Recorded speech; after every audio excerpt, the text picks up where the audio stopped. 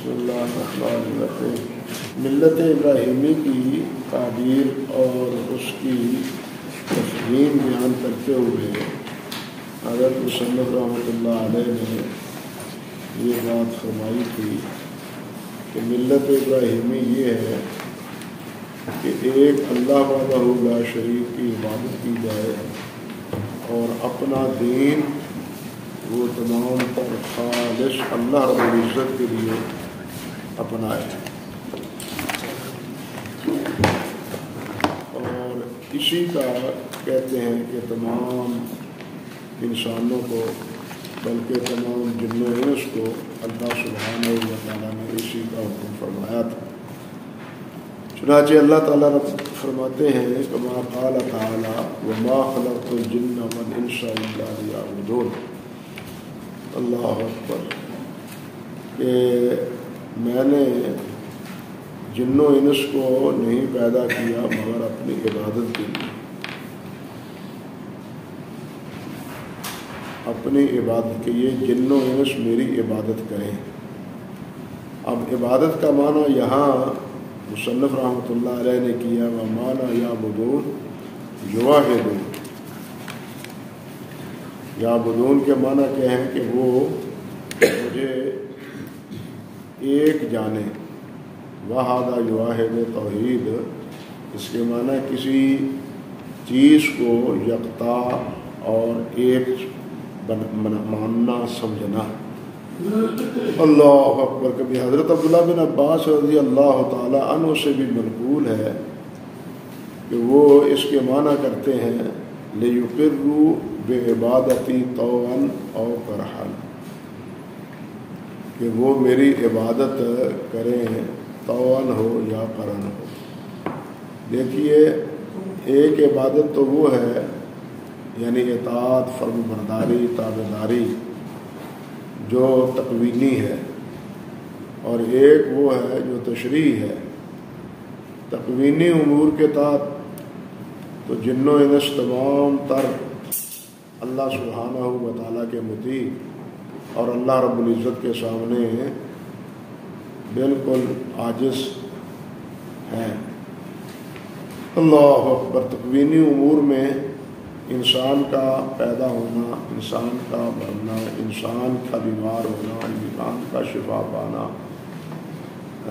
یا اسی طرح حوادث کا شکار ہونا، یہ سب چیزیں جو ہیں وہ تقوینی امور میں شامل ہیں۔ لیکن تشریعی امور وہ ہیں جو اللہ سبحانہ و تعالیٰ نے اپنے انبیاء کرام علیہ السلام کے ذریعے یا اپنی کتابوں کے ذریعے بنی نوع انسان کو ان امور سے آگاہ کیا ہے، وہ ہے تشریعی امور۔ انسان کو جس چیز کا اجر و ثواب ملتا ہے وہ تشریعی امور کا ہے، تقوینی کا نہیں۔ تقوینی امور میں تو مومن ہو یا مشرک کافر ہو یکساں ہے۔ تقوینی امور میں مومن ہو یا کافر ہو وہ سب پابند ہے۔ اللہ تعالیٰ کا جو فیصلہ ہے کسی کے آنے میں یا کسی کے جانے میں، اس کے بارے میں جن و انس بالکل کیا ہے، پابند ہے۔ اللہ اکبر۔ لیکن تشریعی امور کے بارے میں ہی امتحان ہے انسان کا کہ یہ اللہ اور اللہ کے رسول صلی اللہ علیہ وسلم کی اطاعت کرتے ہیں اور ایک اللہ کو واحد مانتے ہیں۔ توحید کے معنی جس طرح یہاں کیا کیا ہے انہوں نے، یعبدون معنی یعبدون، یعبدون یوحدون، اور ساتھ یہ بھی فرمایا وَآدَمُ مَا أَمَرَ اللَّهُ بِهِ التَّوْحِيدُ، اور سب سے بڑا حکم جو اللہ سبحانہ و تعالیٰ نے دیا ہے وہ توحید ہے، وہ التوحید ہے، یعنی اللہ سبحانہ و تعالیٰ نے ایک جانا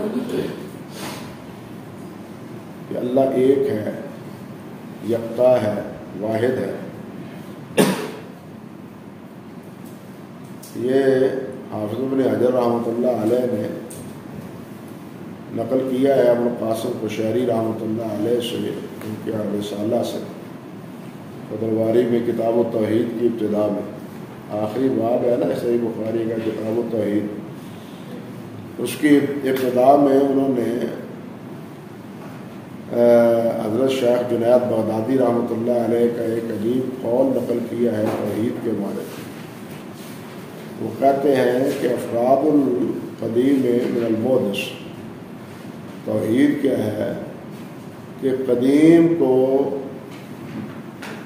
حادث سے جدا کر، قدیم کو حادث سے جدا کر۔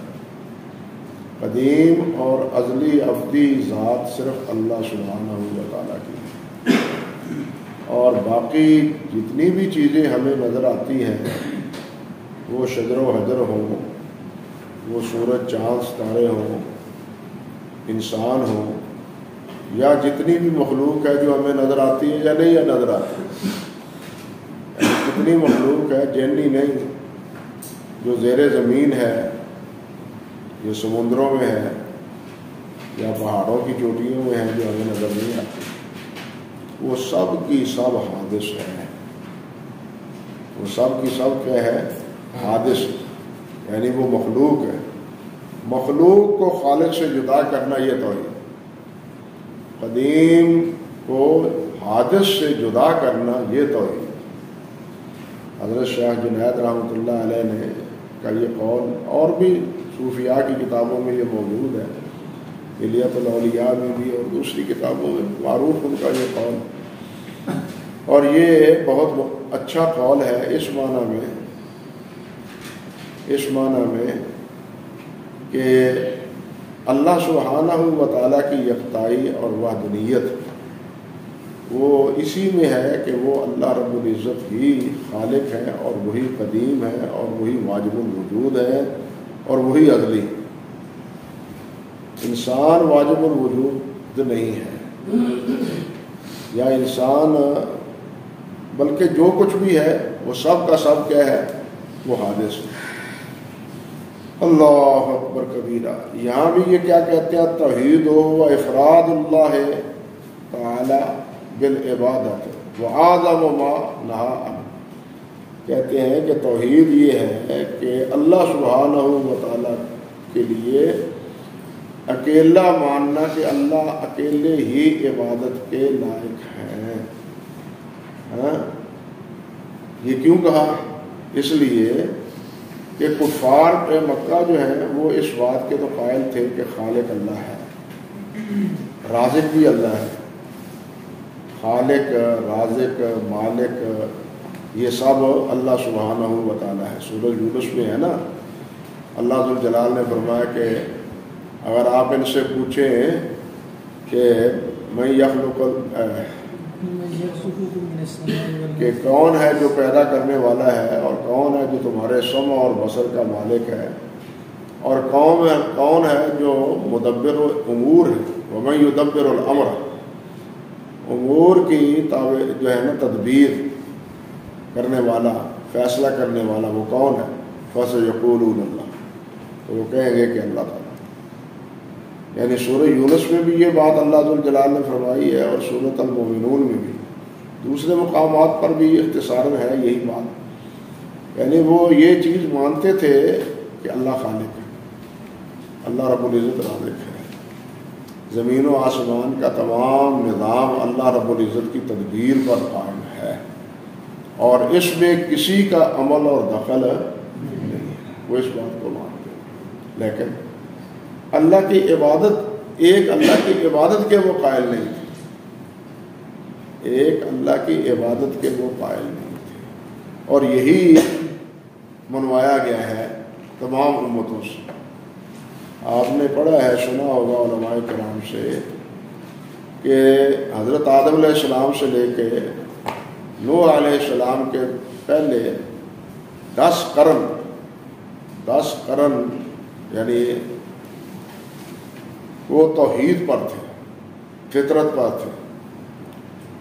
حضرت نوح علیہ السلام کی قوم نے سب سے پہلے شرک کی ابتدا کی، تو اللہ سبحانہ و تعالیٰ نے نوح علیہ السلام کو ان کی طرف یہی توحید کا سبق سکھانے کے لیے بھیجا۔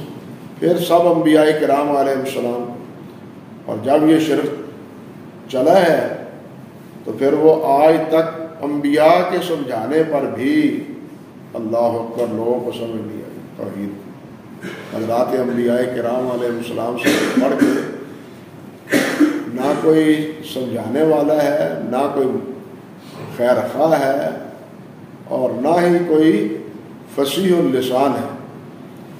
ان تمام اوصاف کے باوجود سب سے نبی مخلص ہوتا ہے اپنی قوم کے لیے. نبی مخلص ہوتا ہے اپنی قوم کے لیے، اور نبی ہی سب سے زیادہ اپنی بات کی وضاحت کرنے والا ہوتا ہے، تبیین اور اپنی بات کی توضیح کرنے والا، اچھی طرح وہ جزیات کو سمجھانے والا وہ نبی ہوتا ہے.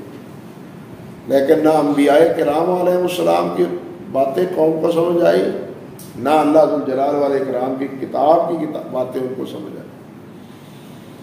تو اللہ رب العزت نے تمام انبیاء کرام علیہ السلام کو اس لیے بھیجا کہ لوگ ایک اللہ کی عبادت کریں اور اللہ کی عبادت میں کسی کو شریک نہ کریں. اور فرماتے ہیں کہ وَأَعْظَمُ مَا نَهَىٰ عَنْهُ، اور سب سے جن چیزوں سے منع کیا گیا ہے ان میں سے سب سے بڑی چیز ممنوعات میں وہ کون ہے؟ یہی شرک. الشرک وَهُوَ دَعْوَةُ غَيْرِهِ مَعَهُ، اور وہ ہے اللہ کے ساتھ کسی اور کو پکارنا، اللہ کو پکارنا اور اللہ کے علاوہ دوسروں کو بھی، اللہ کے بندوں کو بھی پکارنا. یہ سب سے بڑا جرم ہے، اور سب سے بڑا کہنا چاہیے کہ ممنوعات میں سب سے بڑی چیز جو مانے ہے، روکا جائے جس وہ شرک. اور یہی دعوت تمام انبیاء کرام علیہ السلام میں ہے. دلیل کیا ہے؟ اللہ فرماتے ہیں وَالدَّلِيلُ قَوْلُهُ تَعَالَى وَاعْبُدُوا اللَّهَ وَلَا تُشْرِكُوا بِهِ شَيْئًا، کہ اللہ رب العزت کی عبادت کرو اور اللہ کے ساتھ کسی کو شریک نہ بناؤ. ہے نا، من کان یرجو لقاء ربہ فلیعمل عملا صالحا ولا یشرک بعبادۃ ربہ احدا، کہ وہ اللہ رب العزت کے ساتھ کسی اللہ کی عبادت میں کسی کو شریک نہ بنا. جو اللہ رب العزت کی ملاقات چاہتا ہے. اللہ اکبر. ملاقات سے مراد یہاں ایمان بالقیامت بھی ہے، اور ملاقات سے مراد اللہ رب العزت کا دیدار بھی. من کان یرجو لقاء ربہ فلیعمل عملا صالحا ولا یشرک بعبادۃ ربہ احدا. فرماتے ہیں وَإِذَا قِيلَ لَكَ، اگر آپ سے یہ کہا جائے کہ مَا الْأُصُولُ الثَّلَاثَةُ الَّتِي يَجِبُ عَلَى الْإِنسَانِ مَعْرِفَتُهَا، وہ کون سے 3 اصول ہیں کہ جن کی معرفت انسان پر لازم ہے، انسان پر واجب ہے کہ ان 3 اصولوں کو جانے. اللہ اکبر. آپ جانتے ہیں نا، اصول اس اصل کو کہتے ہیں جس پر کوئی بنیاد ہو. اصول اس اصل کو کہتے ہیں جس پر وہ یعنی عمارت آباد. قرآن مجید میں ہے نا، مثل کلمۃ طیبۃ کشجرۃ طیبۃ اصلها ثابت وفرعها فی السماء. وہاں یہی اصل ہے. اس کی اصل کیا ہے؟ وہ ثابت زمین میں مضبوط، یہ ہے اصل. اور اس اصل پر کہتے ہیں وہ جاڑی کوئی نہیں، یہ تک یہ تمہارا. تو اس ایمان کے شجر کی جڑیں جو ہے نا وہ اتنی مضبوط ہیں. اصلها ثابت وفرع، اور جتنی جڑیں مضبوط ہوگی اتنا ہی درخت آگے پھلے پھولے. ایمان بھی اسی طرح جتنا مضبوط ہوگا وہ اتنا ہی بارآور ثابت ہوگا، اتنا ہی مفید رہے گا. اور جس طرح سدا بہار درخت ہوتا ہے اور وہ ہمیشہ ہی بہار دیتا ہے، اسی طرح ایمان بھی ایسا ہے جو ہمیشہ بہار دیتا ہے اور ہمیشہ وہ پھل عطا فرماتا ہے، پھل دیتا ہے. اللہ اکبر کبیر. اصلها ثابت وفرعها فی السماء تؤتی اکلها کل حین. وہ جز وقتی مسئلہ نہیں ہے یہ، بلکہ ہر وقت اس سے پھل ملتا ہے. کیا مراد ہے؟ لوگوں کو اس سے خیر، بھلائی، بہتری وہ اس سے میسر آتی ہے۔ جو ایمان کے درخت سے، اللہ اکبر کبیرہ، ایمان کے درخت سے بہرہ بر ہوتا ہے۔ نبی علیہ السلام نے بھی فرمایا نا کہ ایمان کی کتنی کہنے چاہیے شاخیں ہیں، بضع و سبعون شعبہ، الایمان بضع و سبعون شعبہ۔ اس میں سب سے پہلی کیا ہے؟ قول لا الہ الا اللہ وادناها عبادۃ الاعضاء۔ تو تمام نیکیاں وہ کیا ہیں؟ اس کے فروعات ہیں، اس کے ٹہنیے ہیں، اس کے پتے ہیں، پھر اس کے پھل ہیں۔ تو اللہ اکبر فرماتے ہیں کہ 3 اصول کیا ان سے ہیں جو واجب ہے انسان پر؟ کہتے ہیں آپ یہ کہیں کہ معرفت العبد ربہ، پہلا اصل یہ ہے کہ انسان اپنے رب کی معرفت حاصل کرے، اپنے رب کو پہچانے کہ میرا رب کون ہے۔ اور دوسرا کیا ہے؟ ودین، اور اس اپنے دین کو، کہ میرا دین کون سا ہے جس پر میں نے زندگی گزارنی ہے۔ اور تیسری چیز وہ نبی محمد، اپنے نبی کو پہچانے کہ وہ نبی کون ہے؟ محمد صلی اللہ علیہ وسلم۔ یہ 3 اصل الاصول ہیں، اور یہ 3 ہی وہی 3 اصل الاصول ہیں جن کے بارے میں قبر میں پوچھا جائے گا کہ من ربک وما دینک ومن نبیک۔ یہ 3 ہی اصول ہیں جن کے بارے میں قبر میں پوچھا جائے گا۔ یہاں یہ بات بھی ذہن میں رہنی چاہیے آپ کے کہ من نبیوں کے بارے میں بعض الفاظ مختلف ہیں کہ آپ کا نبی کون ہے۔ ما تقول فی ھذا الرجل الذی یبعث فیکم، کہ جو تم نے مبعوث کیا گیا ہے، اس آدمی کے بارے میں، اس صاحب کے بارے میں تمہارا کیا خیال ہے؟ اب اس کے بارے میں بعض تو کہتے ہیں کہ نبی علیہ السلام ہر قبر میں پیش کیے جاتے ہیں، حالانکہ یہ بات تو بالکل غلط ہے۔ نبی علیہ السلام قبر میں تشریف نہیں لاتے۔ اس کی جو تردید احمد رضا نے بھی کی ہے۔ البتہ دوسری تعبیر یہ ہے کہ نبی علیہ السلام کی شبیہ دکھائی جاتی ہے، قبر میں آپ کی شبیہ دکھائی جاتی ہے۔ بعد نے یہ بھی تعبیر کی، حتیٰ کہ ہمارے حافظ روپڑی صاحب رحمۃ اللہ علیہ نے فتاویٰ میں اسی تعبیر کو قبول کیا ہے، بلکہ اس کا دفاع بھی کیا۔ اس دور میں مولانا محمد جوناگڑھی رحمۃ اللہ علیہ نے اور مولانا ابو السیف بنارسی رحمۃ اللہ علیہ نے حافظ صاحب پر تعاقب کیا تھا کہ یہ آپ کا موقف درست نہیں، مگر انہوں نے ان کے تعاقب پر پھر تعاقب کیا۔ یہ ساری تفصیل آپ ان کا جو فتاویٰ الحدیث ہے نا کتاب الجنائز میں، یہ ساری تفصیل آپ دیکھ سکتے ہیں۔ لیکن صحیح بات یہ ہے کہ نبی سے مراد یہاں شبیہ دکھانا نہیں، معود فی الذہن کے اللہ یبعث، جو آپ کی طرف لوگوں کی طرف مبعوث کیے گئے ہیں وہ کون ہے، یعنی اس امت کا نبی کون ہے، یہ پوچھا جائے گا کہ اس امت کا تمہارا نبی کون ہے۔ یہ نہیں کہ تشبیہ دکھائی جائے گی بعض الفاظ کے تناظر میں۔ اللہ اکبر کبیرہ۔ تو نبی علیہ السلام کے بارے میں آپ یہ کہیں گے کہ میرا اللہ، مومن جو ہے میرا اللہ رب ہے میرا، اور میرا دین اسلام ہے، اور میرے نبی کون ہیں؟ محمد صلی اللہ علیہ وسلم۔ بعض روایتوں میں ہے کہ فرشتہ یہ پوچھے گا کہ تم کو کیسے پتہ چلا، تمہیں یہ پتہ کیسے چلا؟ اب یہ جو روایت ہے یہ بھی بتلاتی ہے نا کہ شبیہ دکھانے والی بات جو ہے نا وہ محل نظر ہے، وہ درست نہیں ہے۔ فرشتہ پوچھتا ہے کہ تمہیں کس نے یہ بتلایا؟ تو وہ کہتا ہے کہ میں نے قرآن مجید کو پڑھا ہے، قرآن مجید سے پتہ چلا ہے۔ تو قرآن مجید سے پتہ چلا کہ محمد کون ہے، ہمارے نبی ہیں۔ قرآن سے پتہ چلا کہ ہمارا دین کیا ہے، وہ اسلام ہے۔ اور قرآن سے پتہ چلا کہ ہمارا رب کون ہے؟ وہ اللہ ہے۔ یہ تینوں چیزوں کی تفصیل اور اس کی وضاحت خود اللہ رب العزت نے اپنی پاک کتاب میں بیان فرمائی ہے، لہذا وہ تشبیہ وغیرہ والی بات جو ہے نا وہ درست نہیں ہے۔ اللہ اکبر کبیرہ، اللہ اکبر کبیرہ۔ تو فرماتے ہیں کہ الاصل الاول، پہلا اصول کیا ہے؟ وہ ہے معرفت الرب، رب کی پہچان۔ رب کو تو آپ جانتے ہیں کہ رب خالق کو ماد، اور خالق اور رب میں فرق ہے۔ خالق کے معنی ہے پیدا کرنا، اور رب کے معنی ہے پروان چڑھانا۔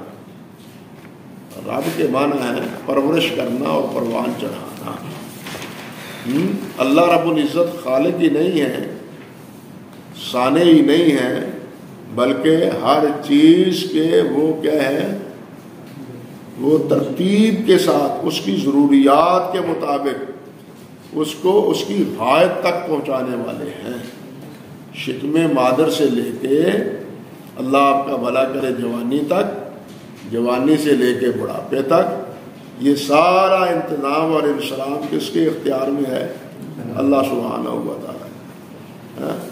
اب بچہ ہی ہے نا، بندہ ہی ہے نا، جس وقت پیدا ہوتا ہے چوتھے ماہ میں، آپ نے حدیث شریف میں پڑھا ہے کہ اللہ تعالیٰ جبرائیل فرشتے کو بھیجتے ہیں کہ وہ اس کی خوراک اور اس کے بارے میں جتنی ضروریات ہے، اس کی موت و حیات، صحت و جوانی سب لکھ دے کہ یہ کیسے گزارے گا، خوش نصیب ہوگا یا بد نصیب ہوگا، یہ کب فوت ہوگا، اس کا رزق کتنا ہے، مرے گا تو کب مرے گا، مرے گا تو کیسے مرے گا اور کہاں مرے گا۔ یہ ساری چیزیں اللہ ذوالجلال کے ہاں انسان کے پیدا ہونے سے پہلے طے ہو چکی ہیں۔ اللہ اکبر۔ اور اللہ ذوالجلال کے پیارے پیغمبر علیہ السلام نے فرمایا ہے کہ کل انسان کل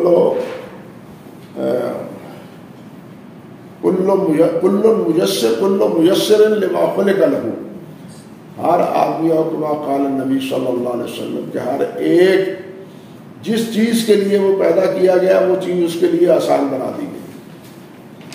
جس چیز کے لیے وہ پیدا کیا گیا وہ اس کے لیے کیا ہے؟ آسان بنا دی گئی ہے۔ اب یہ نماز آپ کے لیے تو آسان ہے، لیکن جو نماز جن کی نسبت قسمت میں نہیں ہے ان کے لیے بہت بھاری ہے۔ وَإِنَّهَا لَكَبِيرَةٌ إِلَّا عَلَى الْخَاشِعِينَ، بہت مشکل۔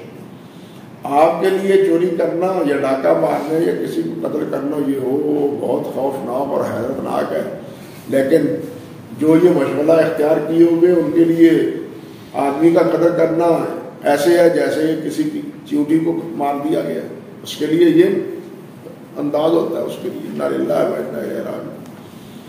اللہ رب العزت نے بھی یہی بات فرمائی۔ ہمیں انسان کو یہ سمجھنا چاہیے کہ رزق تو وہی ملنا ہے جو اللہ تعالیٰ نے پہلے ہمارے پیدا ہونے سے پہلے لکھ دی، اب اس کے لیے ہم محنت کریں، یہ ہمارا فریضہ ہے، یہ ہماری ذمہ داری ہے۔ ہم اس رزق سے زیادہ نہ کھا سکتے ہیں نہ پا سکتے ہیں، جس کے لیے مارا پھرتے ہیں، جس کے لیے حلال و حرام کی تمیز بھی ختم کر دیتے ہیں۔ نہ رزق زیادہ پا سکتے ہیں جو نہ کھا سکتے ہیں۔ اللہ اکبر کبیرہ۔ ان تمام چیزوں کا فیصلہ اللہ سبحانہ و تعالیٰ نے انسان کے پیدا ہونے سے بھی پہلے شکم مادر میں فرما دیا ہے، مگر انسان وہ ہے کہ جو ساری زندگی اسی رزق کو کمانے کے لیے خرچ کر دیتا، ساری زندگی اسی رزق کو کمانے کے لیے خرچ کر دیتا ہے، حالانکہ رب تعالیٰ نے یہ سارے فیصلے اس کے بارے میں پہلے سے کر دیے۔ ہاں، اس کی کیا ذمہ داری ہے؟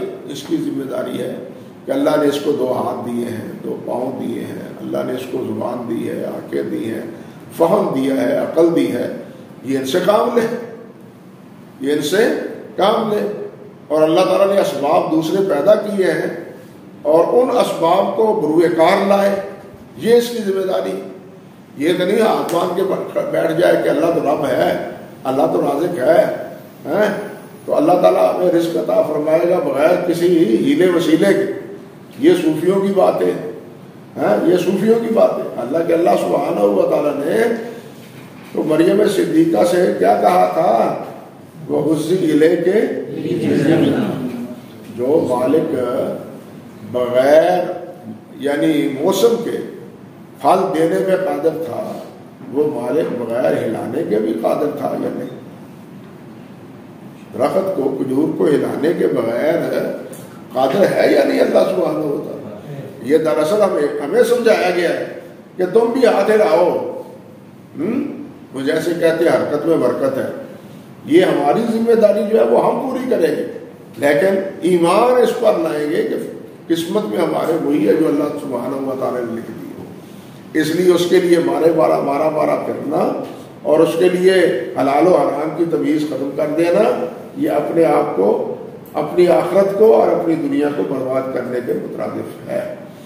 تو خیر کہ عرض کر رہا تھا آپ کی خدمت میں کہ مار پہلا اصل ہے، اصل الاصول وہ کیا ہے؟ وہ رب ہے۔ اللہ اکبر۔ ان ربکم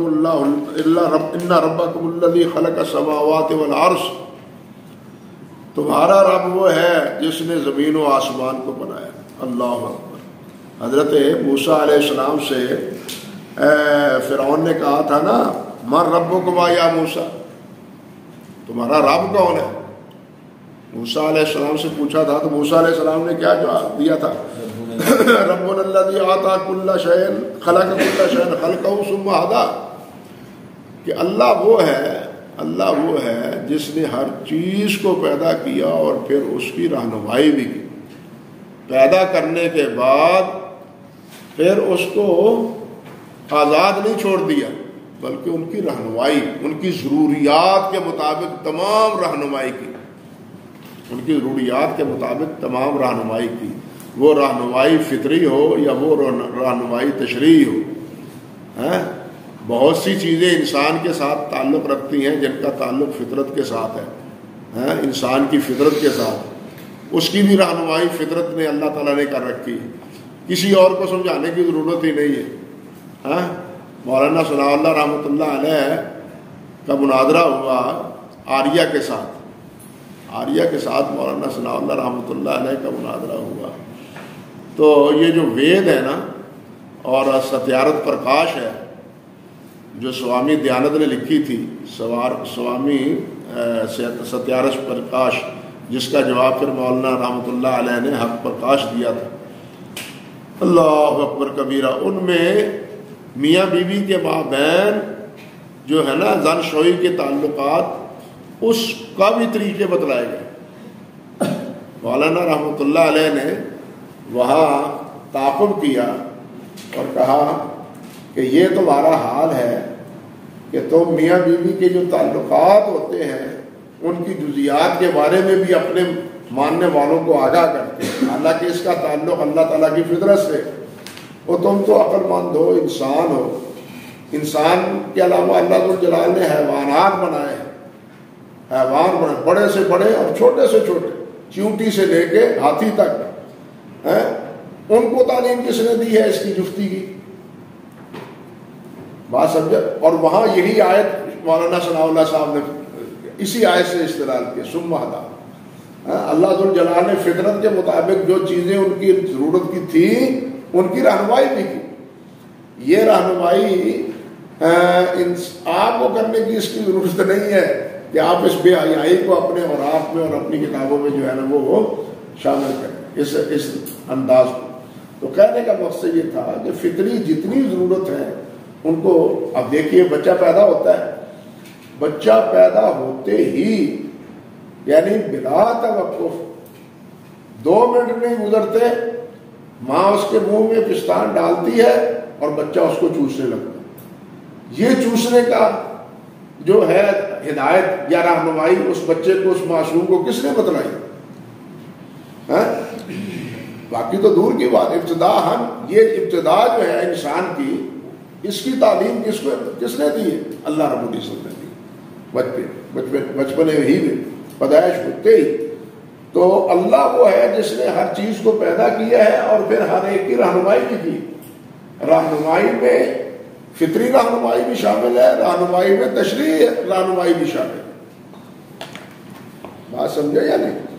فطری رہنمائی بھی اور جو انسان کی فطرت کے مطابق ہے اس کی بھی ضرورت دی ہے، اور اسی طرح جو تشریعی ہدایت ہے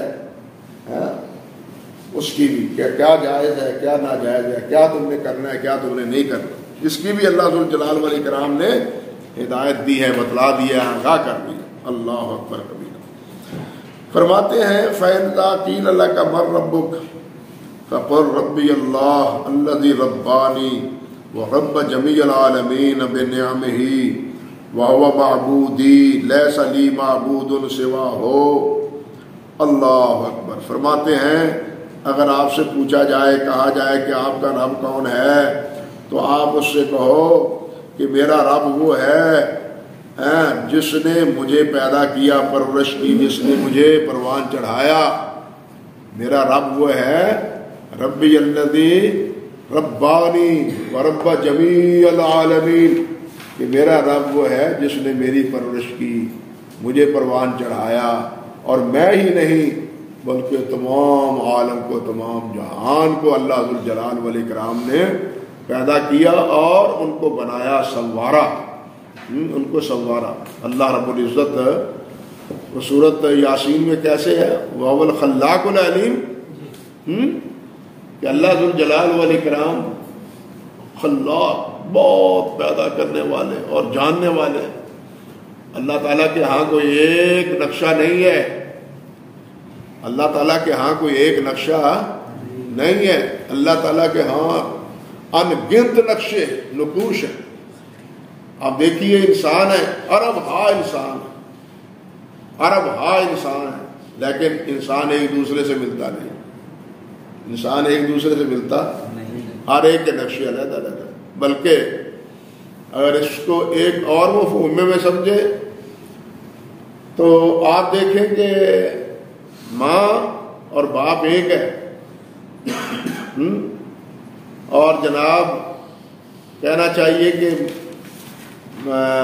یہ سانچہ ایک ہے، لیکن سانچے سے تصویریں مختلف ہیں، ایک سانچہ سے ایک مادہ سے، سمجھے نا، ایک سانچہ ہے اور ایک ہی اس میں کیا ہے، مادہ ہے، لیکن ہر ایک کی تصویریں علیحدہ علیحدہ ہیں، جدا جدا ہیں۔ حالانکہ دنیا کی جتنی فیکٹریاں ہیں وہ کیا کرتی ہیں، سانچہ بناتی ہیں، ماڈل تیار کرتی ہیں، یہ اس میں سال کا ماڈل ہے، یہ اس سال کا ماڈل ہے۔ ایک ماڈل جو بنا دیا جائے، سانچہ جو بنا دیا جائے، اس میں وہی چیز ڈلے گی، کوئی دوسری چیز ڈلے گی نہیں، اس میں دوسری چیز تیار نہیں ہوگی، وہی چیز تیار ہوگی جس کا وہ ماڈل ہے۔ لیکن یہ رحم مادر، یہ ہے نا ڈھانچہ، اس ڈھانچے میں مختلف چیزیں اللہ سبحانہ و تعالیٰ تیار کر رہا ہے، اور تیار بھی کہاں کر رہا ہے، 3 اندھیروں میں تیار بھی کہاں ہو رہی ہے، یہ 3 اندھیروں میں۔ اللہ ذوالجلال نے جیسے فرمایا انسان کوئی بھی ایسا نہیں ہے جو اندھیرے میں ہاتھ مار سکے، لیکن اللہ ذوالجلال یہ شکلیں بنوا رہا ہے اور بنا رہا ہے 3 اندھیروں میں، اور کوئی ایک شکل دوسری شکل سے ملتی نہیں ہے۔ یہ میرا بھی پروان چڑھانے والا ہے، اور یہی کیفیت درختوں کی ہے، یہی کیفیت حیوانوں کی، یعنی اللہ سبحانہ و تعالیٰ کے ہاں کوئی ایک نقشہ یا کوئی ایک ڈھانچہ یا کوئی ایک سانچہ وہ نہیں ہے۔ اللہ ذوالجلال کے ہاں بے شمار نقشے۔ اللہ اکبر کبیرہ۔ یہ جو اللہ ذوالجلال نے فرمایا ہے نا، اللہ اکبر کبیرہ، لا یبغون عنہا حولا، کہ جنت میں جائیں گے اور جنت سے پھر کسی اور جگہ جانے کی ان کے دلوں میں تصور بھی پیدا نہیں ہوگا۔ حالانکہ ایک چیز میں، ایک جگہ پر انسان رہتا ہے، ایک جگہ دیکھتا ہے یا رہتا ہے، اور سال ہا سال رہتا ہے، تو فطری طور پہ انسان کی طبیعت پختہ جاتی ہے۔ یہ تو ہمارا دیکھا والا ہے، اتنے کی جانا ہے، اتنے بھی دیکھے ہے، کہتے ہیں ہم یا نہیں، لیکن جنت میں کیا ہے، لا یبغون عنہا، وہاں سے ادھر ادھر جانے کا وہ تصور بھی نہیں رکھیں گے. کیوں نہیں رکھیں گے؟ بعض علماء نے اس کی تعبیر یہ کی ہے، یہ بتلایا ہے، لکھا ہے کہ اللہ سبحانہ و تعالیٰ جنت کے بھی نقشے بدلتے رہیں گے، جنت کے بھی نقشے بدلتے رہیں گے. ایک ہی صورت نہیں رہے گی، ایک ہی صورت نہیں رہے گی. اس کے ڈھب، اس کے انداز، اس کے طریقے وہ علیحدہ علیحدہ ہوں گے. اور انسان جب بھی اٹھے گا وہ ایک نئی بہار اور نئی کیفیت جو ہے نا اپنے سامنے پائے گا. اس لیے وہ وہاں سے جانے کا تصور نہیں کرے گا. لا یبغون عنہا حولا، کہ ہم کہیں اور جائیں. وہ خوبصورتی بھی اپنی انتہا کو، اور اس کی بہار بھی متنوع، ایک ہی نوع کی نہیں، ایک ہی قسم کی نہیں، بلکہ مختلف قسم. اللہ اکبر. تو پھر کوئی کسی جگہ اور جگہ کیوں جائے؟ کسی اور جگہ کا تصور کیوں رکھے؟ تو اس لیے اللہ رب العزت خالق ہی نہیں ہے بلکہ خلاق ہے. اور اللہ رب العزت صرف انسان کے رب نہیں ہے بلکہ پوری جہان کے، پوری مخلوق کے رب ہے، ان کی پرورش کرنے والے. اسی لیے تو اللہ ذو الجلال نے فرمایا نا اتدرونہ ام نحن الزارعون، اور تم اس کو اگانے والے ہو یا ہم اگانے والے. سمجھے یا نہیں؟ یہ زمین سے بیج سیدھا ہے یا الٹا ہے یا ٹیڑھا ہے، وہ بیج پھر بھی برابر ہو رہا ہے، وہ پھر بھی برابر ہو رہا ہے. یہ برابر اس کو ٹیڑھے پن کو کرنے والا کون ہے؟ جو سیدھا ہے وہ تو سیدھا نہیں رہے گا اس کو، لیکن اس کو نیچے سے اوپر، ٹیڑھے سے اوپر، یہ کون کر رہا ہے؟ یہ اللہ رب العزت کر رہا ہے. اس لیے میرا رب وہ ہے جس نے سب کو پیدا کیا. فرماتے ہیں ربی اللہ الذی ربانی ورب جمیع العالمین بنعمہ، اور پرورش کی ہے، پالا ہے، اپنی نعمتوں سے نوازا ہے. اور وہ نعمتیں بھی اتنی ہیں کہ ان تعدوا نعمت اللہ لا تحصوها، کہ اللہ ذو الجلال کی دی ہوئی یہ نعمتوں کا تم احاطہ شمار میں بھی نہیں لا سکتے. تم ان کا شمار قطار نہیں کر سکتے. اللہ ذو الجلال والاکرام نے اتنی نعمتیں انسان کو عطا فرما رکھی. خود ایسے انسان کو آج گاڑی میں آتے ہوئے ایک سامنے سے ساتھی گزر رہے تھے، اللہ اکبر کبیرہ، اللہ اکبر کبیرہ، موٹر سائیکل پر. تو اس کے سارا سر، یہ صرف یہاں بال تھا، اور سر ایسے تھا اللہ اکبر جیسے مٹی کا پیالہ جو ہے نا وہ الٹا کیا ہوا، یعنی کوئی بال نہیں اس پر، کوئی بال نہیں اس پر. اندازہ کیجیے. تو یہ بال بنانے کے لیے اب انسان کو کتنے پیسے درکار ہوتے ہیں؟ سن لیجیے، دیکھ لیجیے، لوگوں کو یہ سر کے بال لگوانے کے لیے کتنے، اور جن کو اللہ دیتا ہے یہ مفتی دیتا ہے. جی یہ دیے ہوئے ہیں تو یہ مفت ہے.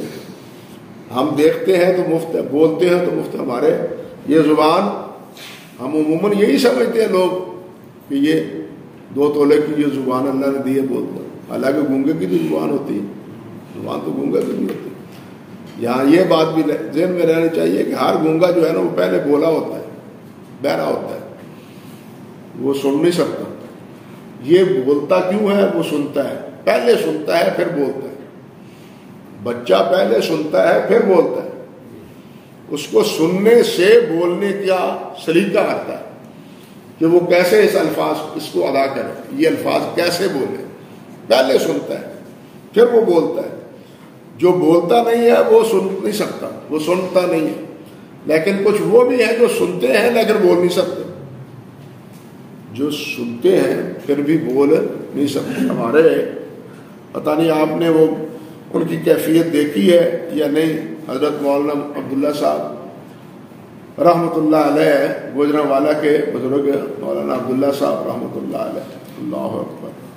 یہ اوقاف کے مساجد کا جس وقت خطباء کا مقابلہ ہوا تھا کوئٹے میں، اور تمام اوقاف کے علماء وہاں گئے تھے، تقریریں کی تھیں، تو حضرت مولانا رحمۃ اللہ علیہ اس تقریری مقابلے میں فرسٹ آئے تھے. مولانا عبداللہ صاحب گوجرانوالا کے ہمارے بزرگ بہت اچھے مقرر تھے اور بہت بات کو سلیقہ تھا سمجھانے کا. اور جیسے جس کو کہتے ہیں نا اگلے دن دماغ جو فٹ کر دیں بالکل یہی کیفیت تھی ان کی گفتگو کی. اللہ اکبر. لیکن آخری 2-3 سالوں میں یہی زبان بولتی ہوئی بالکل ختم ہو گئی اور زبان سے سوائے ایک جملے کے تا تا تا تا اور کچھ نہیں بول سکتے. زبان ہے لیکن کان ہے لیکن بول نہیں سکتے. اس کو اللہ بلاتا ہے, اللہ ذو الجلال والاکرام اس کو بلاتا ہے. وہ حضرت موسیٰ علیہ السلام کو کس نے روکا تھا کہ اس کا دودھ بھی نہ پیے, اس کا دودھ بھی نہ پیے, اس کا بھی دودھ نہ پیے؟ حرمنا علیہ فراز, نہیں پی سکتا تم. بچہ تو لپک کے پیتا ہے لیکن نہیں پی رہا. لیکن جب ماں آئی فوراً موسیٰ علیہ السلام نے جناب دودھ پی لیا. یہ ساری ہدایت اور یہ ساری رہنمائی اور یہ ساری تربیت کون کرتا ہے؟ اللہ وحدہ لا شریک. اللہ اکبر کبیرہ. یہ چیزیں ان لوگوں کو سمجھانے والی ہوتی ہیں تاکہ اللہ سبحانہ و تعالیٰ کی قدرت کاملہ جو ہے نا اس پر ہمارا یقین ہو, ہمارا ایمان راسخ ہو. اللہ اکبر کبیرہ. فرماتے ہیں وَرَبَّ جَمِيعَ العالمین, اور تمام عالمین کو اس نے پرورش کی اپنی نعمتوں کے ساتھ.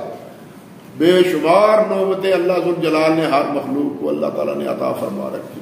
اللہ اکبر کبیرہ.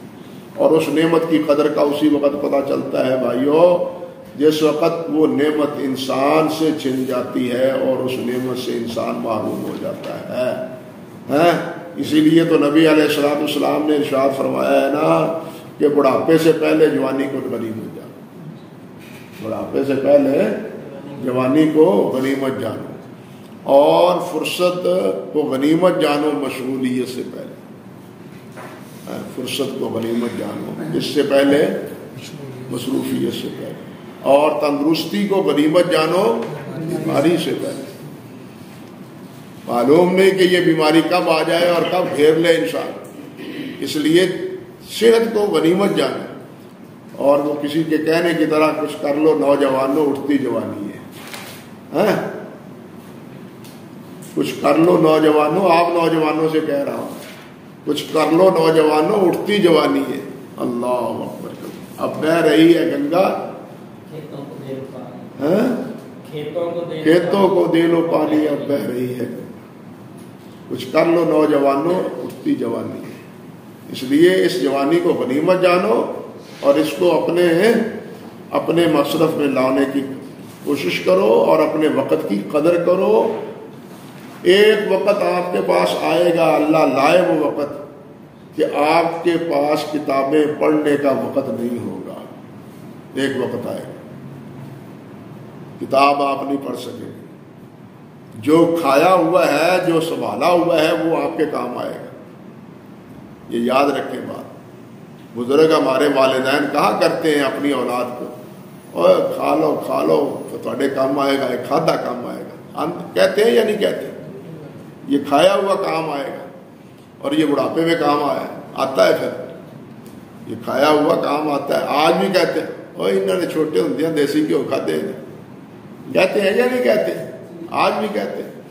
اسی طرح میں آپ سے عرض کرتا ہوں کہ پڑھ لو پڑھ لو پڑھ لو پڑھ لو. یہ پڑھا ہوا آپ کے کام آئے گا جب آپ پر ذمہ داریاں پڑیں گی. آپ کے پاس پڑھنے کا وقت نہیں ہوگا. آپ کے پاس وقت پڑھنے کا وقت نہیں ہوگا. اگر آپ نے یہ ذخیرہ جمع کر لیا ہے تو اس وقت یہ ذخیرہ آپ کے کام آئے گا. لیکن مزید مطالعے کے لیے آپ اساتذہ کرام دیکھ لیں. ہمارے جو پڑھاتے ہیں 6-7 سبق, کیا خیال ہے کہ وہ پورا دوسری کسی اور کتاب کا مطالعہ کر پاتے ہیں؟ کیوں نہیں کر پاتے؟ مصروفیت ہی اتنی بڑھ گئی ہے. سمجھے یا نہیں؟ اسی لیے میں آپ سے التماس کرتا ہوں کہ اپنی جوانی کو بھی غنیمت جانے, اپنے اس وقت کو بھی غنیمت جانے, اور اس میں جتنا آپ اپنے مطالعے کو جمع کر سکتے ہیں جمع کریں. اور اپنا ایک بیاض بنائیں, کاپی بنائیں.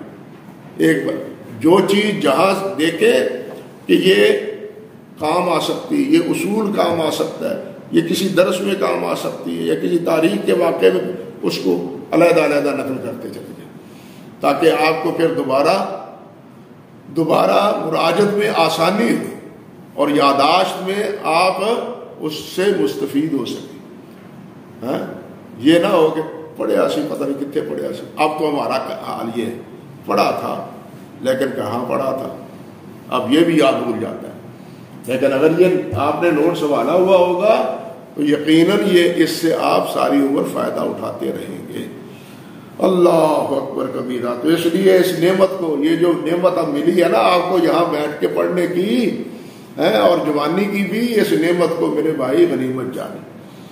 وَهُوَ مَعْبُودِي لَيْسَ لِي مَعْبُودٌ سِوَاهُ، کہتے ہیں وہی میرا معبود ہے اور میرا اس کے علاوہ کوئی بھی معبود نہیں جس کی میں عبادت کروں، وہی میرا معبود۔ کہتے ہیں دلیل کیا ہے اس کی؟ کہتے ہیں دلیل ہے قولہ تعالی، اللہ سبحانہ و تعالیٰ کا یہی فرمان، الحمدللہ رب العالمین، الحمدللہ رب العالمین۔ فرماتے ہیں وَكُلُّ مَنْ سِوَى اللَّهِ عَالِمٌ، كُلُّ مَنْ سِوَى اللَّهِ عَالِمٌ، اللہ کے علاوہ جو بھی ہے وہ سب کیا ہے؟ وہ عالم، وہ جہان ہے، وہ جہان ہے، وہ انسان کا ہو، وہ جنوں کا ہو، وہ حیوانات کے انواع و اقسام کا ہو، وہ پہاڑوں کا ہو، وہ ندی نالوں کا ہو، وہ آسمان کا ہو، وہ زمین کا ہو، ستاروں کا ہو، بارش کا ہو، درختوں کا ہو، ہر چیز کا وہ کیا ہے؟ ایک عالم، ایک جہان ہے۔ درختوں کا علیحدہ، حیوانات کا علیحدہ، انسانوں کا علیحدہ، جنوں کا علیحدہ، شجر و حجر کا علیحدہ، یہ سارا کیا ہے؟ عالم۔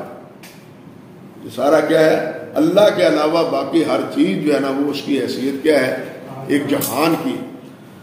اللہ اکبر واحد من ذلک العالم، اور اس عالم میں ایک میں ہوں، یعنی انسان میں ہوں، اور انسان کا ایک فرد میں ہوں۔ اور یہی چیز اس بات کی دلیل بھی ہے جو حضرات وجودیت کے قائل ہیں، توحید وجودی کے۔ سوال یہ ہے کہ اگر توحید وجودی ہے تو یہ عالم پورے کا پورا اللہ جلال والاکرام کا وجود ہے، معاذ اللہ ثم استغفر اللہ، یا عالم اللہ سے جدا ہے؟ اللہ عالم سے جدا ہے، عالم اللہ سے کیا ہے؟ جدا ہے۔ حلول تو ہے ہی نہیں، معاذ اللہ ثم استغفر اللہ۔ لیکن یہ کہنا کہ اصل اصول، اصل وجود اللہ سبحانہ و تعالیٰ کا ہے، باقی کوئی وجود نہیں ہے، اگر اس کا یہ معنی ہو کہ واجب الوجود اللہ سبحانہ و تعالیٰ ہے، باقی جتنے وجود ہیں وہ واجب نہیں ہے بلکہ وہ کیا ہے؟ وہ عاجز، وہ ناقص ہے، وہ فانی ہے۔ یہ اگر مفہوم سمجھا جاتا ہے کہ اصل وجود تو اللہ ذو جلال کا ہی، باقی وجود سب فانی ہے، اگر یہ مفہوم ہے وہ مراد، لیکن اگر اس سے کچھ اور مراد ہے تو بالکل غلط۔ اور یہ مسئلہ اس لیے بھی یہ وحدت الوجود کا ہو، وحدت الشہود کا ہو، اس مسائل میں سر کپانے کی کوئی ضرورت نہیں ہے، اس لیے کہ یہ مسئلہ نہ قرآن کا ہے، نہ حدیث کا ہے، نہ صحابہ کرام کا ہے۔ صحابہ کرام رضوان اللہ علیہ مجمعین کہ ہاں یہ توحید وجودی یا توحید شہودی اس کا کوئی تصور نہیں تھا۔ جیسے بہت سی دوسری بدعی عقائد ہیں، معتزلہ کے ہیں، جہمیہ کے ہیں، مرجیہ کے ہیں، خارجیہ کے ہیں، قدریہ کے ہیں، جتنے فرقے ہیں وہ بدعی ہیں نا، اسی طرح یہ بھی بدعی۔ اس کا راہ سنت سے کیا تعلق ہے؟ اس کا راہ سنت سے کوئی تعلق نہیں ہے۔ اس لیے یہاں ہمارے ہاں میں بہت ایک افراط تفریط پایا جاتا ہے، بہت افراط تفریط پایا جاتا ہے۔ بعض حضرات یہ سمجھتے کہتے ہیں بات تو درست ہے، من وجہ کہ اصل کیا ہے؟ کتاب و سنت۔ اصل کیا ہے؟ میں یطع اللہ و رسول، اصل اللہ اور اللہ کے رسول کی اطاعت۔ اللہ اور اللہ کے رسول کی اطاعت کے ساتھ ساتھ اللہ اور اللہ کے رسول کی اطاعت کرنے والے بھی ہیں یا نہیں؟ ہے نا، جس کا سورۃ فاتحہ ہی میں تذکرہ ہے کہ اللہ تعالیٰ نے فرمایا اہدنا الصراط المستقیم صراط الذین انعمت علیہم، یہ ہے یا نہیں؟ ہم اس کا مطالبہ اللہ ذو الجلال سے کرتے ہیں یا نہیں؟ یہ اپنی جگہ درست ہے کہ وہ جتنے بھی ہیں وہ اطاعت اللہ اور اطاعت الرسول کی اطاعت ہے، لیکن اصل بات یہ ہے کہ جتنے بدعی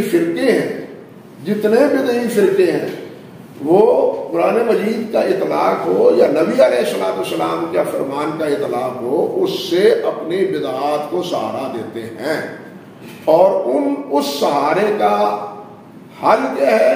وہ صحابہ کرام کا، تابعین کا عمل، جس کے بارے میں اللہ ذو الجلال نے فرمایا ہے وَمَن يُشَاقِّ الرَّسُولَ مِن بَعْدِ مَا تَبَيَّنَ لَهُ الْهُدَىٰ وَيَتَّبِعْ غَيْرَ سَبِيلِ الْمُؤْمِنِينَ، یہ سبیل المومنین، سبیل المومنین کون ہے؟ صحابہ کرام، اول والا میں کون ہے؟ صحابہ کرام رضوان اللہ علیہم اجمعین اور تابعین کرام والذین اتبعوہم بإحسان، سمجھ گئے نا؟ یہ ہیں وہ لوگ، یہ ہے سبیل المومنین۔ اب جو بھی چیز ہے، قرآن مجید کی کوئی آیت ہے یا نبی علیہ السلام کا کوئی فرمان ہے، اب یہی دیکھ لیں،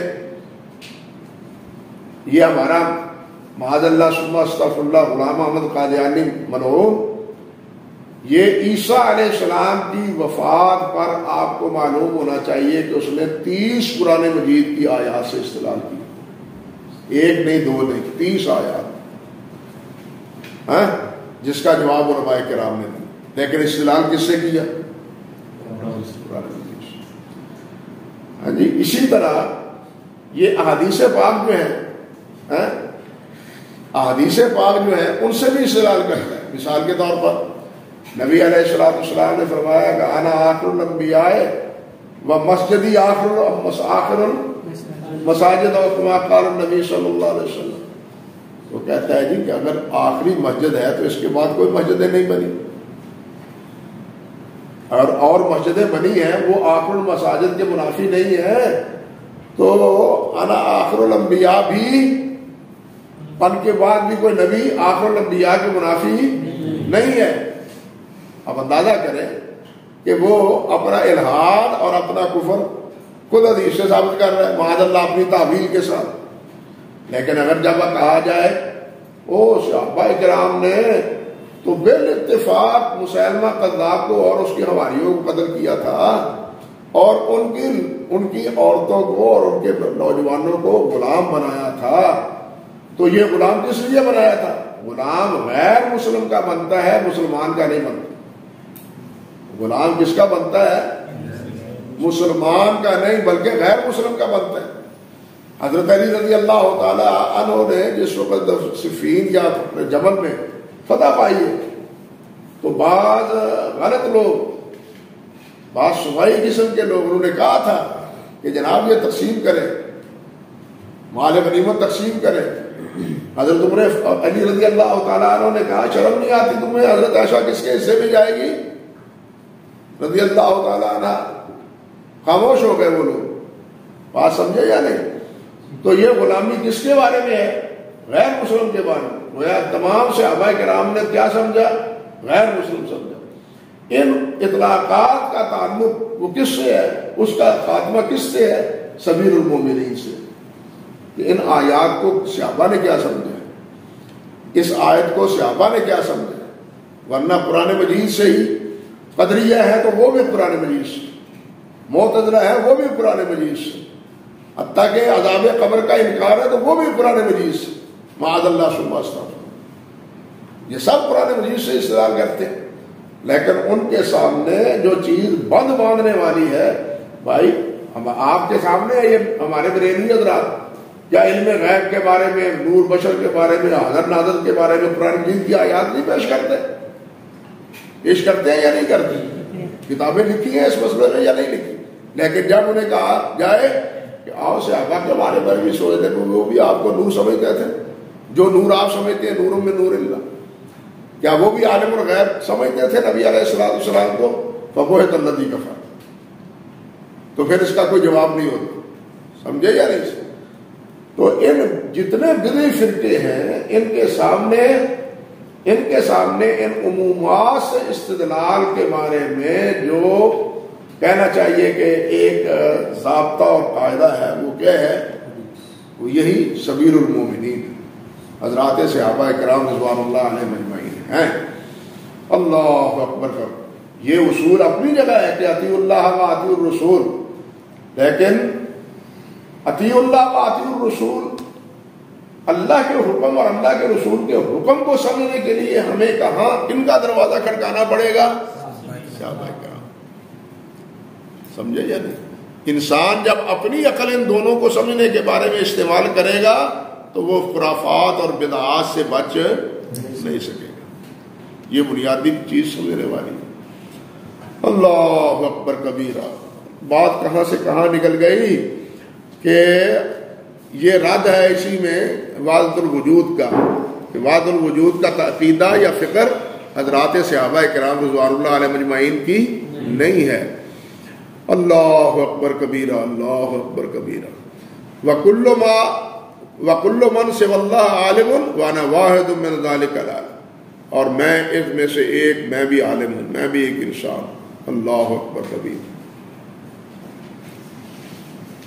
الحمدللہ رب العالمین۔ حضرت ابراہیم علیہ السلام سے اللہ تعالیٰ نے فرمایا تھا نا کہ اذ قال لہ ربہ اسلم قال اسلمت لرب العالمین۔ بلکہ ابن کثیر رحمۃ اللہ علیہ نے لکھا ہے کہ سب سے پہلا کلمہ جو حضرت آدم علیہ السلام کی زبان سے نکلا تھا وہ الحمدللہ تھا۔ سب سے پہلا کلمہ بدایا میں نقل کیا ہے کہ سب سے پہلا جملہ جو آدم علیہ السلام کی زبان سے نکلا تھا جب روح ان کی جسم میں سرایت کی اور انہیں اللہ تعالیٰ نے یہ توفیق عطا فرمائی، تو سب سے پہلا کلمہ جو ہے وہ الحمدللہ ہے۔ اور آخری جنتیوں کا بھی کلمہ وآخر دعواہم ان الحمدللہ، یہ سارا اول اور آخر اللہ تعالیٰ کی حمد ہی حمد ہے، اللہ کی ثنا اور اللہ کی تعریف ہے۔ اور اللہ کی یہ تعریف اللہ ذوالجلال خود خوش ہوتے ہیں اللہ تعالیٰ کی جب تعریف کی جائے، حتیٰ کہ اللہ تعالیٰ خود وہ ہیں جنہوں نے آپ اپنی تعریف کی ہے، اور ہم میں سے کوئی بھی ایسا نہیں ہے جو اپنی خود تعریف کرے، خود ستائی کرے۔ جو یہ کرتا ہے اس کو احمق سمجھا جاتا ہے، اپنے منہ میاں مٹھو بنتا ہے، اس کو اچھا نہیں سمجھا جاتا۔ لیکن حدیث میں کیا ہے؟ انت کما اثنیت علی نفسک لا احصی ثناء علیک انت کما اثنیت علی نفسک، میں آپ اسی طرح ہے جس طرح آپ نے اپنی تعریف خود کی۔ اس لیے اللہ ذوالجلال خود تعریف اپنی کرتا ہے۔ آپ خود اللہ نے کہا ہے نا الحمدللہ رب العالمین، یہ کسی اور نے تو نہیں کہا نا، اللہ نے کہا الحمدللہ رب العالمین۔ اس لیے اول و آخر اللہ سبحانہ و تعالیٰ کی حمد ہے۔ اللہ اکبر کبیرہ۔ لیکن آپ اگر تسبیح اور حمد کے کلمات یہ قرآن مجید کے موجم سے نکالیں تو آپ کو تسبیح کے الفاظ حمد کی نسبت زیادہ نظر آئیں گے۔ تسبیح کے الفاظ سبح یسبح، تسبیحاً، ہر میں، فعل میں، مضارع میں، مصدر میں، سب میں یہ تسبیح کے الفاظ آپ کو نظر آئیں گے۔ اور یہ الفاظ موجم میں کثرت سے، اور یہ اس لیے کہتے ہیں کہ شرک بھی زیادہ ہے، اس لیے شرک کے مقابلے میں تسبیح اللہ کی تنزیہ وہ بھی زیادہ ہے۔ شرک زیادہ ہے نا دنیا میں، حتیٰ کہ ما یؤمن اکثرهم باللہ الا وهم، ایمان لا کے بھی شرک کرتے ہیں۔ مشرکوں نے تو کرنا ہی، کافروں نے تو کرنا ہی کرنا ہے، ایمان لانے والے بھی شرک کرتے ہیں، ایمان لا کے بھی وہ شرک کیا کرتے ہیں؟ شرک کرتے ہیں۔ تو اس لیے شرک کے مقابلے میں پہلے کیا ہے؟ تنزیہ۔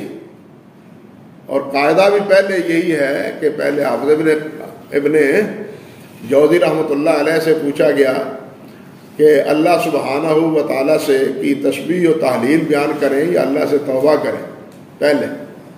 تو وہ فرماتے ہیں کہ پہلے کپڑے صاف کرنا چاہیے، پھر اس پر رنگ چڑھانا چاہیے، تو پہلے استغفار کرنا چاہیے تاکہ انسان کا نامہ اعمال پاک ہو، پھر اس پر کیا ہے اللہ تعالیٰ کے ذکر و اذکار کی کیا ہے وہ چھاپ لگے، سمجھے نا؟ پہلے تنزیہ ہے، پھر اس کے بعد کیا ہے؟ تنزیہ کے بعد پہلے پاک کرنا، صاف کرنا، پھر اس کے بعد اس پر نقش و نگار ہے۔ بھائی برتن کبھی آپ نے کلی ہوتا دیکھا ہے؟ آپ تو کلی ہوتے، برتن ہی نہیں کلی ہوتے، برتن ہی ایسے بن گئے ہیں کہ جن کو کلی کیا ہی نہیں جاتا۔ پہلے کلی کرنے سے پہلے اس کو وہ صاف کرتا، آگ پر اس کے اوپر کوئی پھیر کے نا دوائی، اس کو اس میں جتنا میل کچھ عہر ہوتا ہے وہ صاف کرتا، پھر اس کے بعد کلی چڑھاتا، کلی کرتے۔ تو کوئی بھی اسی طرح کم، یہ کپڑا رنگریز ہے، کپڑا رنگنے والے، تو یہ تو نہیں آپ نے کپڑا دیا اور جا کے انہوں نے گرم پانی میں ڈالا اور رنگ دیا اور رنگ چڑھ گیا، نہیں، پہلے اس کو صاف کرتے، اس کے میل کچیل کو دور کرتے۔ تو پہلے تنزیہ ہے، پھر اس کے بعد کیا ہے؟ اللہ تعالیٰ کی حمد و ثنا ہے، اللہ اکبر۔ اسی لیے کہتے ہیں کہ تسبیح بھی زیادہ ہے قرآن مجید میں، کیونکہ شرک بھی زیادہ ہے۔ تو اللہ سبحانہ و تعالیٰ کے بارے میں پھر کہتے ہیں فَإِذَا قِيلَ لَكَ، اگر آپ سے یہ کہا جائے کہ مَا عَرَفْتَ رَبَّكَ، آپ نے اپنے رب کو پہچانا تو کیسے پہچانا؟ فَقُلْ بِآيَاتِهِ وَمَخْلُوقَاتِهِ، تو تم کہو کہ ہم نے اللہ کی آیات سے اور اللہ کی مخلوق سے جانا۔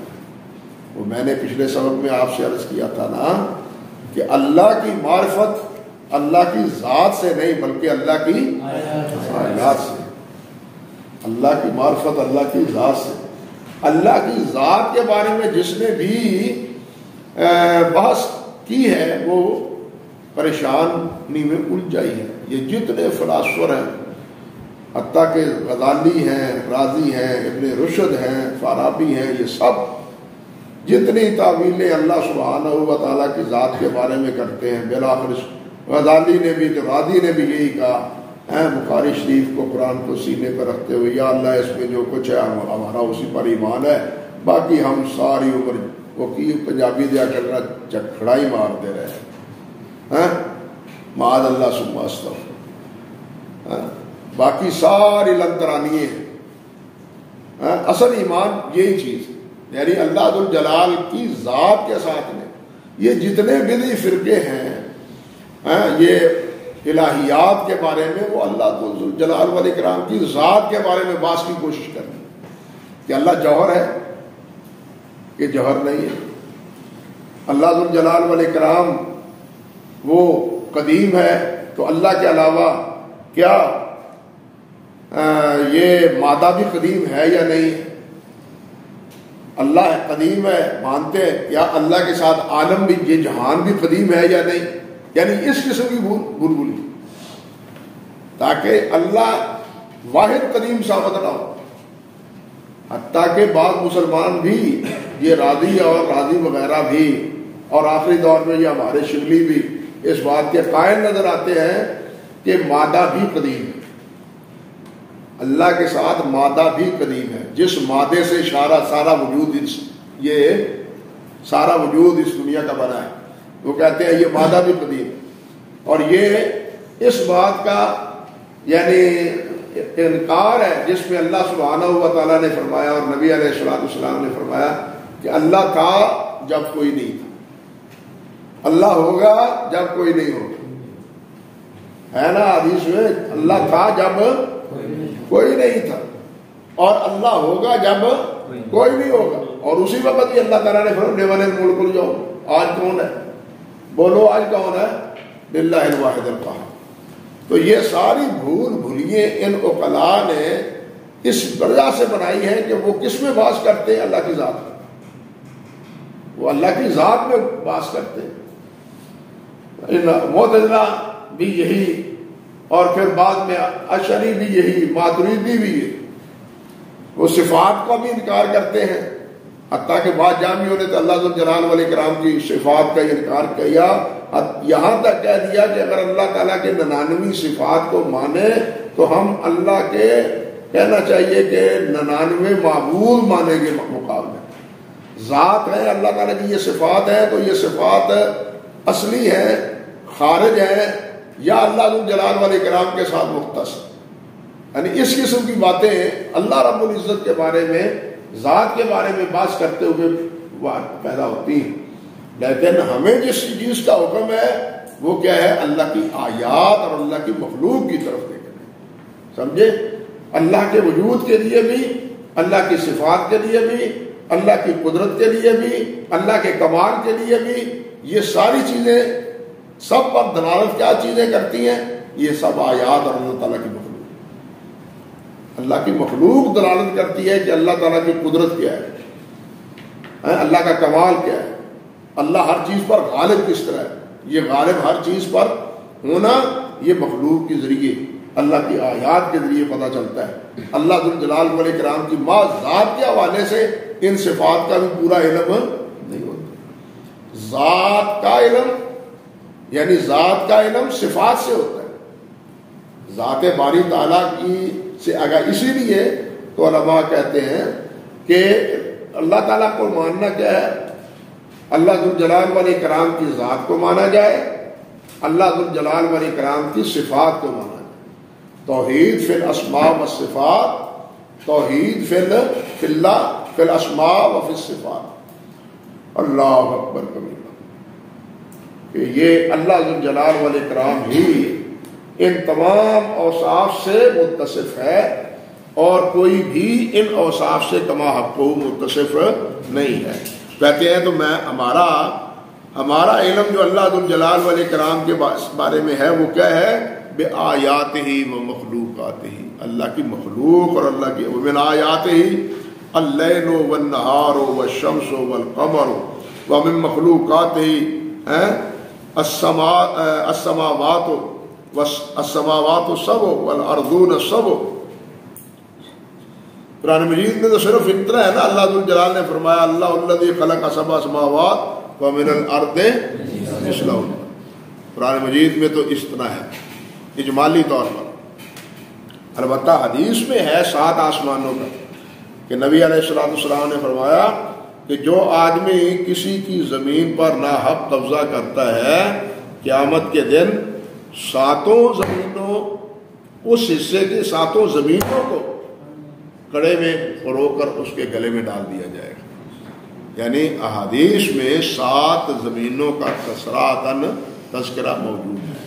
اب 7 زمینوں کی تفصیلات کیا ہے اس کے بارے میں پھر اختلاف ہے کہ اس سے مراد طے بطے وہ مراد ہے یا زمین کی جو 7 نوعیتیں ہیں علیحدہ علیحدہ، جس کو زمین کی پلیٹیں بھی کہتے ہیں. یہ زلزلے کے جو ماہرین ہیں وہ کہتے ہیں زمین کی پلیٹیں ہیں، وہ 7 پلیٹیں وہ ہل جاتی ہیں جس کی وجہ سے یہ زلزلہ پیدا ہوتا ہے. یا اس سے 7 زمینوں سے مراد یہ 7 بر اعظم ہیں. 7 بر اعظم ہے نا، یہ بر اعظم مراد لیتے ہیں.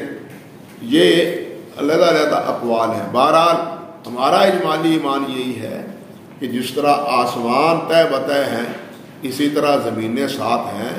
ان کی کیا کیفیت ہے اللہ عالم. اللہ ذو الجلال نے اور اللہ کے نبی علیہ الصلوۃ والسلام نے اس کی تفصیلات کو بیان نہیں فرمایا. اللہ اکبر کبیرہ.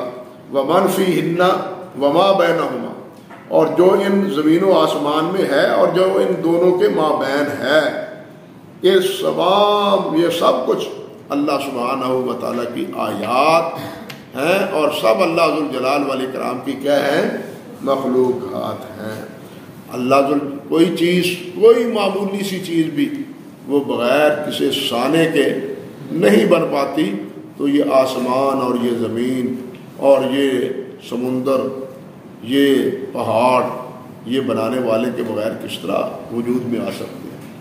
لیکن افسوس یہ ہے کہ یہ دہر یہ لوگ وہ یہی کہتے ہیں کہ مادہ تھا، مادہ کے اجزاء بنتے چلے گئے، اجزاء نے پھر آپس میں جناب ٹکراؤ کیا، ٹکراؤ کے نتیجے میں ایک حصہ آسمان کا بن گیا اور دوسرا زمین کا بن گیا. اللہ اکبر کبیرہ.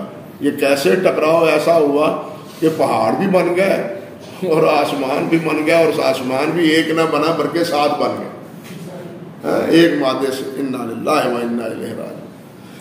لیکن یہ سب بھول بھلیے ہیں کتاب و سنت سے، اللہ وحدہ لا شریک سے بیگانگی کے لیے۔ فرماتے ہیں والدلیل قولہ تعالی اللہ اکبر کبیرہ ومن آیاتہ اللیل والنہار، اللہ تعالیٰ کی قدرت کی آیات ہیں لیل و نہار بھی۔ للشمس ینبغی لہا ان تدرک القمر واللیل سابق النہار۔ جب سے اللہ تعالیٰ نے یہ سلسلہ قائم کیا ہے، یہ سورج اور چاند اسی طرح گردش میں ہے، نہ کبھی سورج چاند سے سبقت لے گیا اور نہ چاند سورج سے سبقت لے گیا، جو ایک ناپا تولا بندھا ہوا، حتیٰ کہ اللہ اکبر کبیرہ، تاکہ علماء نے لکھا ہے سائنسدانوں نے کہ یہی سورج جو دوڑ رہا ہے یہ 20 کلومیٹر فی سیکنڈ کی حیثیت سے، ایک سیکنڈ 20 کلو، اتنی تیزی سے یہ سورج چل رہا ہے، اتنی تیزی سے، اللہ اکبر کبیر۔ لیکن اس کے باوجود کسی سیارے سے ٹکراؤ یا سبقت یا یہ کہ کبھی رات وقت سے پہلے یا دن وقت سے پہلے کبھی نہیں ہوئی۔ یہ چیز بتلاتی ہے کہ ایک قادر مطلق اس نظام کو چلانے والا اپنے پورے کمال صفات کے ساتھ متصف ہے، جس کے کسی عمل میں اور کسی کام میں کوئی نقص اور کوئی کمی ہی نہیں ہے۔ اللہ اکبر کبیرہ، اللہ اکبر کبیرہ۔ رات آتی ہے تو رات کو اللہ ذو جلال والاکرام نے سکون کے لیے بنایا، اور دن کو اللہ سبحانہ و تعالیٰ نے ہمارے کام کاج کے لیے بنایا، دن کو ہمارے کام کاج کے لیے بنایا۔ البتہ ایک بات ہے، اہل ایمان کے لیے وہ دنیا داروں کے سے مختلف، جب دنیا دار سکون میں ہو یہ اللہ سبحانہ و تعالیٰ کے ساتھ منسلک، صرف اہل ایمان کی یہ صفت ہے، قلیل من اللیل ما یہجعون، رات کو کم سوتے ہیں۔ وہ سوتے ہیں اور سوتے ہیں تو خواب خرگوش میں مبتلا ہو جاتے ہیں، بدہوش ہو جاتے ہیں، اللہ معاف فرمائے۔ لیکن اہل ایمان سوتے وقت بھی اور رات میں بھی کسی وقت اللہ سبحانہ و تعالیٰ سے غافل نہیں ہوتے۔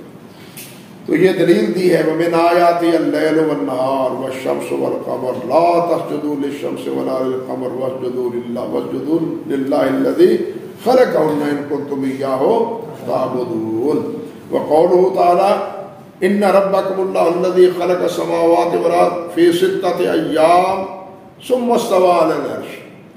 فی 6 ایام سے مراد یہی دن ہے یا وہ دن مراد ہیں جن کے بارے میں اللہ نے فرمایا ان یوم عند ربک کالف سنۃ مما تعدون، کہ وہاں اللہ تعالیٰ کے ہاں ایک دن 1000 ہے، ہمارے 1000 سال کا ہے۔ وہ دن مراد ہے یا ہمارے یہ دن مراد ہے، اس میں اختلاف ہے۔ بعض کہتے ہیں کہ یہی دن مراد ہے، بعض کہتے ہیں نہیں وہ دن مراد ہے جو اللہ سبحانہ و تعالیٰ کے ہاں گنتی کے اعتبار سے شمار کیے گئے۔ اللہ اکبر کبیرہ۔ ثم استوى علی العرش، پھر اللہ رب العزت مستوی عرش ہوئے، عرش کے اوپر ہوئے۔ یکشل، یہ نہیں کہ اللہ ذو الجلال عرش کے اوپر بیٹھے، اللہ تعالیٰ عرش پر بیٹھنا نہیں، بیٹھے نہیں۔ اس کا مطلب بیٹھنے کا مطلب تو یہ ہوا کہ اللہ تعالیٰ بیٹھنے کے محتاج ہے عرش پر بیٹھنے کے، اللہ تعالیٰ تو محتاج کسی چیز کا ہے نہیں۔ اللہ تعالیٰ مستوی عرش سے بالا ہوئے۔ اللہ تعالیٰ کسی مخلوق کے بارے میں اللہ ذو الجلال محتاج نہیں ہے۔ اللہ تعالیٰ یہ نہیں ہے کہ جناب عرش پر بیٹھے ہیں، معاذ اللہ، ثم استوى علی العرش۔ اسی لیے معروف قول ہے جو آپ کو جانتے بھی ہیں، کل استواء معلوم والکیفیت مجہول والسؤال عنہ، کہتا ہے یغشی اللیل والنہار، رات دن کو ڈھانپتی ہے اور دن رات کو، یغشی، یہ اللہ اکبر، جیسے انسان کپڑا لیتا ہے اپنے اوپر لیٹتے ہوئے، بالکل اسی طرح محسوس ہوتا ہے کہ رات جو ہے نا وہ اس وقت رات جو ہے نا وہ چلی آ رہی، سورج ادھر غروب ہوتا ہے تو یہ رات بڑی چلی جا رہی، رات پوری زمین کو اس طرح اپنے لپیٹ میں لے رہی ہے۔ اللہ یطلبہ حثیثا، اور بڑی تیزی کے ساتھ، رغبت کے ساتھ پیچھے ایک دوسرے کے ساتھ، والشمس والقمر والنجوم مسخرات بامرہ، یہ سارے اللہ سبحانہ و تعالیٰ کے حکم کے ساتھ مسخر ہیں۔ الا لہ الخلق والامر، خبردار مخلوق اسی کی ہے اور حکم بھی اسی کا ہے۔ ان تمام کے بارے میں مخلوق حکم بھی کس کا ہے؟ اللہ سبحانہ و تعالیٰ کا۔ اللہ کے حکم سے ہی یہ سارا نظام جاری ہے، اللہ کے علاوہ کسی اور کے حکم سے یہ کام جاری نہیں ہے۔ اللہ ذو الجلال نے فرمایا ہے نا کہ یہ سورج، یہ چاند اور یہ سمندر، یہ سب کچھ تو میں نے بنایا ہے، اور جن کو تم کو جب پکارتے ہو کوئی نشاندہی کرو، انہوں نے کیا بنایا؟ ان کا بھی تم بھی بتلاؤ کہ انہوں نے کیا چیز بنائی، یا انہوں نے کوئی چیز بنائی ہے اور تمہیں مشتبہ ہو گیا ہے، اشتباہ ہو گیا ہے کہ یہ چیز اللہ نے بنائی ہے یا ہمارے معبودوں نے بنائی ہے، کسی چیز کا نام تو دو۔ لیکن مشرکین یہ بات کہنے پر تیار نہیں ہے، یعنی یہ کہنے کی جسارت نہیں کر سکتے کہ زمین کا کوئی حصہ، پہاڑ کا کوئی ٹکڑا، سورج چاند میں سے یا ستاروں میں سے کوئی ایک سیارہ اللہ کے علاوہ کسی اور نے بنایا۔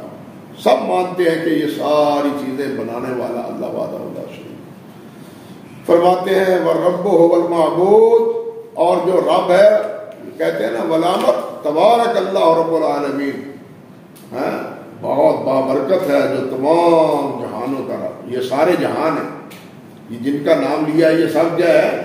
جہان ہے۔ اور کہتے ہیں اور بابرکت ہے جو سارے جہانوں کا رب، اور رب کون ہے؟ وہی معبود ہے، اور اس کی دلیل کیا ہے؟ یا ایھا الناس اعبدوا ربکم الذی خلقکم والذین من قبلکم لعلکم تتقون الذی جعل لکم الارض فراشا والسماء بناء وانزل من السماء ماء فاخرج به من الثمرات رزقا لکم فلا تجعلوا للہ اندادا وانتم تعلمون۔ یہاں دیکھیے خلقکم والذین من قبلکم، تمہیں بھی پیدا کیا اور تم سے جتنے پہلے ہیں، باپ دادا پردادا شکر دادا، سب کو آدم علیہ السلام تک اتنے میں سب کو پیدا کرنے والا کون ہے؟ ہمارے ہاں تو یہ ہے کہ اللہ تم جلال والے کرام نے اپنی حکمت کے مطابق 1 2 3 4 5 7 سال اولاد نہ دی، تو پھر یہ جناب کبھی کسی دربار پر کسی اور درگاہ پر، اور پھر جا کے کہتا ہے کہ یہ تمہارا یہ پیرا دیتا ہے، یہ پیرا دیتا ہے، اب عبداللہ نہیں دیتا، اب اس کا نام ہی پیرا دیتا ہے۔ ہمارے یہاں سرائکی میں ریاستی زبان میں آپ جانتے ہیں نا یہ نام باقاعدہ ہے پیرا دیتا، ہاں کہ یہ پیر نے دیا، وہ بھائی اللہ نے دیا، نہیں جی اللہ تعالیٰ نے تو 10 سال میں دیا، یہ پیر نے دیا، انا للہ و انا الیہ راجعون۔ اب سوال یہ ہے کہ تم اس کو تو پیر نے دیا، تم کو تمہارے باپ کو تمہارے دادا کو تمہارے پردادا کو، اس کو کس نے دیا؟ ان کو پیدا کرنے والا پیر تھا کوئی؟ جب یہ پیر نہیں تھا اس وقت کون دینے والا تھا؟ اسی لیے اللہ نے فرمایا وَتَوَكَّلْ عَلَى الْحَيِّ الَّذِي لَا يَمُوتُ، اس پر بھروسہ کرو جو حی ہے، جو مرنے والا نہیں۔ یہ سب جتنے ہیں فنا ہونے والے ہیں، سب مرنے والے ہیں، ان کے مرنے سے پہلے جب یہ تھے ہی نہیں اس وقت، اور جب مر گئے اس وقت کون دینے والا ہے؟ اللہ وحدہ لا شریک له۔ اس لیے خلقکم والذین من قبلکم، تم سے پہلے سب کو اللہ تعالیٰ پیدا کرنے والا ہے۔ اللہ اکبر کبیرہ۔ اور ساتھ اللہ ذو الجلال والاکرام نے فرمایا رزقا لکم فلا تجعلوا للہ اندادا وانتم تعلمون۔ اللہ تعالیٰ نے فرمایا تمہارے لیے رزق نہیں، مطلب کہ دوسری جگہ فرمایا متاع لکم ولانعامکم، متاع لکم ولانعامکم، تمہارے لیے ہی نہیں بلکہ یہ ساری زمین و آسمان میں جو کچھ ہریالی نظر آتی ہے یہ تمہارے لیے بھی ہے، تمہارے حیوانوں کے لیے بھی، انسانوں کے لیے بھی ہے، انسان کے علاوہ، کیونکہ وہ رب انسانوں کا ہی تو نہیں ہے نا، وہ تو رب ساری مخلوق کا ہے، اس لیے رب جو ہے وہ تمہارا ہی نہیں ہے، متاع لکم ولانعامکم، تمہارے فائدے کے لیے اور تمہارے چار پاؤں کے فائدے کے لیے۔